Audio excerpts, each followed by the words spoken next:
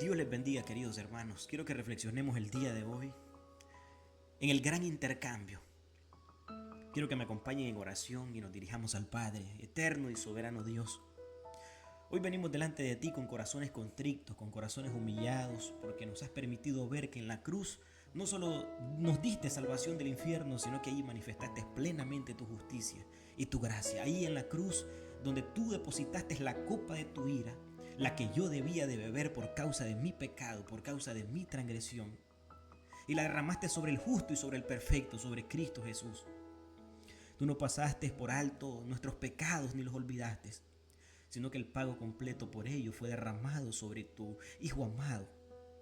Señor, te pido perdón por haber tratado esta salvación y esta gracia como algo común, como algo pasajero, o incluso, Señor, como algo que yo merezco. Perdóname, Señor, por mi arrogancia cuando he pensado que por ser salvo soy mejor que otros, olvidando que todo lo que soy es únicamente por tu gracia soberana.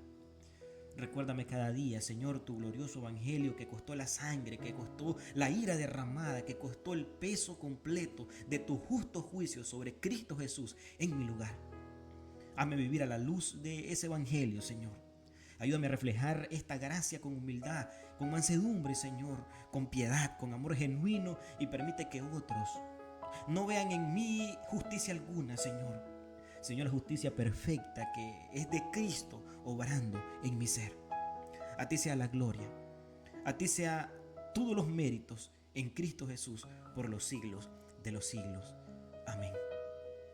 Queridos hermanos, después de la caída en el huerto del Edén, la historia del hombre no ha sido de un progreso moral, ha sido la crónica de una acumulación de juicios.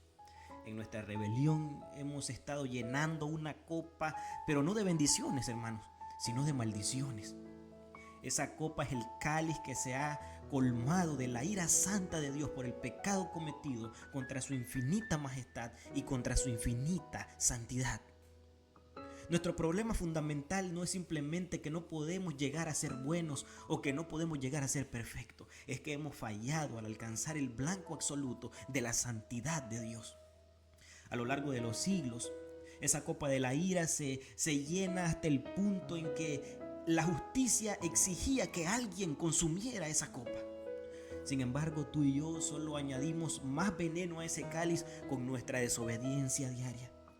Por lo tanto, era imposible que la tomáramos y que pudiéramos sobrevivir. Es entonces cuando Jesús entra en la escena. Claro, esa escena existe desde antes de la eternidad en un plan perfecto de Dios.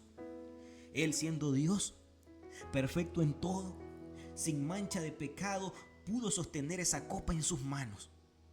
Él podía recibir nuestra pena y al agotarla, queridos hermanos, devolvernos un cáliz de absoluta absolución. Él es nuestra sustitución. Él es nuestro glorioso intercambio. Y en el calendario de la redención hay un momento que divide la historia y sostiene toda nuestra esperanza: el sacrificio de Cristo Jesús en el Gólgota. Eso no fue simplemente un martirio de un hombre bueno ni una tragedia accidental.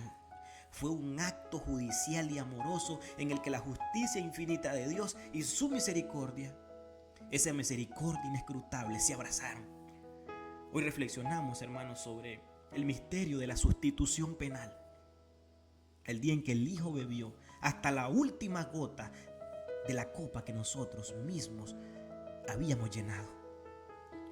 Desde el momento de la caída, hermanos, Dios ya anunciaba este castigo. Jesús pisaría la cabeza de la serpiente, pero ella le mordería en el talón. La copa de la ira de Dios no sería algo simplemente ni simple ni fácil de llevar. Por el contrario, queridos hermanos, conllevaría castigo. Y miles de años después de la caída y siglos antes de los clavos que perforaban sus manos, el profeta Isaías ya describía con más detalle la escena de lo que sucedería. No fue el azar romano lo que hirió a Jesús. Fue el plan soberano del Padre para rescatar a los suyos, como dice Isaías 53:5. Mas el herido fue por nuestras rebeliones, molido por nuestros pecados. El castigo de nuestra paz fue sobre él, y por su llaga fuimos nosotros curados. Juan Calvino lo expresaría de una manera magistral diciendo: para que Cristo nos librara de la condenación, fue necesario que fuera condenado por nosotros. Todo lo que era nuestro y nos hacía culpables fue transferido a Él. A menudo el mundo moderno evita hablar de la ira de Dios, pero sin ella la cruz pierde su gloria, queridos hermanos. Es como decir que las profecías del Antiguo Testamento sobre esta copa de la ira no tenían ninguna importancia. Es entonces imposible hablar de la ira de Dios sin hablar de alguien que pudiese asumir todo su castigo santo. Nuestra rebelión, queridos hermanos, merecía una respuesta judicial, y es en el madero. Ahí Jesús se presentó como nuestra propiciación, es decir, como el sacrificio que satisface la ira santa de Dios. Romanos, hermanos, 3:25, ahí Dios puso a Jesús como el medio por el cual su justicia sería satisfecha. La Escritura dice: a quien Dios exhibió públicamente como propiciación por su sangre a través de la fe, como demostración de su justicia, porque en su tolerancia Dios pasó por alto los pecados cometidos anteriormente para demostrar en estos tiempos su justicia, a fin de que Él sea justo y sea Él el que justifica al que tiene fe en Jesús. Hermanos, en 1 de Juan capítulo 4 versículo 10 nos muestra y nos habla del amor, pero el amor no es la ausencia de la ira de Dios, sino el envío del Hijo para recibirla en nuestro lugar. El pasaje dice así: en esto consiste el amor, no en que nosotros hayamos amado a Dios, sino en que Él nos amó a nosotros y envió a su Hijo como propiciación por nuestros pecados. Y como bien lo señaló Herman Bavinck, en la cruz la santidad de Dios no fue comprometida, sino vindicada. La ira fue real y la santificación fue completa. Hermano, ¿cómo puede un Dios santo declarar justo al pecador? La respuesta está en el intercambio legal más asombroso de la eternidad. En la cruz, hermanos, ocurrió una doble transferencia, lo que nosotros conocemos como la imputación. Nuestros pecados fueron imputados, o sea, cargados a Cristo, y su obediencia perfecta nos fue acreditada a nosotros. Este es el glorioso intercambio. Ese intercambio, hermano, nos muestra que Dios no olvida nuestros pecados, sino que los deposita sobre el santo Jesús, y la justicia de Jesús es puesta en nosotros. Y esta es la definición perfecta de gracia. Al que no conoció pecado, por nosotros Dios lo hizo pecado para que nosotros fuésemos hechos justicia de Dios en Él. 2 Corintios 5:21. Martín Lutero llamaría esto el dulce intercambio. Señor Jesús, tú eres mi justicia, así como yo soy tu pecado. Has tomado sobre ti lo que era mío y me has dado lo que era tuyo. Hermanos, la ley de Dios dictaba una sentencia. En Gálatas 3:10 dice: maldito todo el que no permanece en las palabras de las cosas escritas en el libro de la ley. De tal manera que al colgar en el madero a su unigénito hijo, estaba absorbiendo esa maldición para que nosotros recibiéramos la bendición de Abraham. Para los puritanos, hermanos, aquellos hombres de tradición reformada, la sustitución penal no era solo una doctrina fría, era el corazón de la piedad. Ellos enfatizaban que Cristo no fue una víctima pasiva de las circunstancias, sino un sacerdote y víctima que se ofreció voluntariamente en el tribunal de la justicia divina. Para los reformadores y para sus sucesores, partiendo desde las Escrituras, enseñaron que antes de la fundación del mundo, el Padre y el Hijo acordaron la salvación de los elegidos. A esto se le conoce en la teología como el pacto de redención.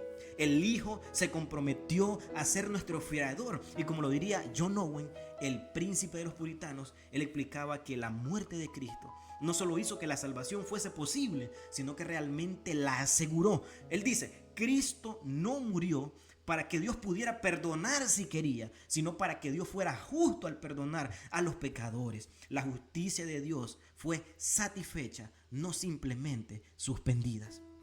Hermanos, en la teología reformada, desde Bavinck hasta Becket, subraya que para que el intercambio sea glorioso, debe ser doble. No basta con que Cristo quite nuestro pecado, Él debe darnos su justicia. La imputación de nuestros pecados, o sea, nuestras culpas fueron imputadas a su cuenta. Y la imputación de su obediencia, su vida perfecta, fue puesta a nuestra cuenta. Stephen, hermanos, destaca la severidad y la gloria de ese momento. Abro cita: la santidad de Dios resplandece más en la cruz que en todo el resplandor de los cielos. En el Calvario, Dios prefirió que su Hijo fuera herido antes que su ley fuera quebrantada sin satisfacción. Thomas Godwin, hermanos, otro gran puritano, solía decir que mientras los clavos atravesaban la carne de Jesús, la ira de Dios atravesaba su alma. El abandono que Jesús gritó en la cruz: Dios mío, ¿por qué me has desamparado? Él dice que fue el momento en que él experimentó el equivalente eterno del infierno que tú y yo merecíamos. Y como bien lo resume Joel Beck en su teología sistemática, Cristo no solo sufrió la ira de los hombres, sino también la ira judicial de su Padre. Él fue el pararrayos de la justicia divina, atrayendo hacia sí el fuego del juicio para que pudiéramos disfrutar del calor del favor del Padre. Queridos hermanos, la sustitución penal nos enseña que Dios es justo, que Él no deja el pecado sin castigo, y es Él el justificador. Él mismo provee el pago, como nos recuerda el gran puritano. La cruz es el lugar donde el amor de Dios pagó el precio de la justicia que Dios exigía. Hoy, hermanos, al mirar el madero, no vemos a una víctima indefensa, sino a un guerrero triunfante que agotó el infierno que nos tocaba a nosotros para darnos el cielo, hermanos, que tú y yo no merecíamos. La cruz nos muestra que Dios no pasó por alto nuestros pecados. Él no los olvidó. Ha sido todo lo contrario. Nuestros pecados fueron castigados con la copa de la ira de Dios sobre el justo Jesús nuestro Señor. A Él sea la gloria por los siglos de los siglos. Amén.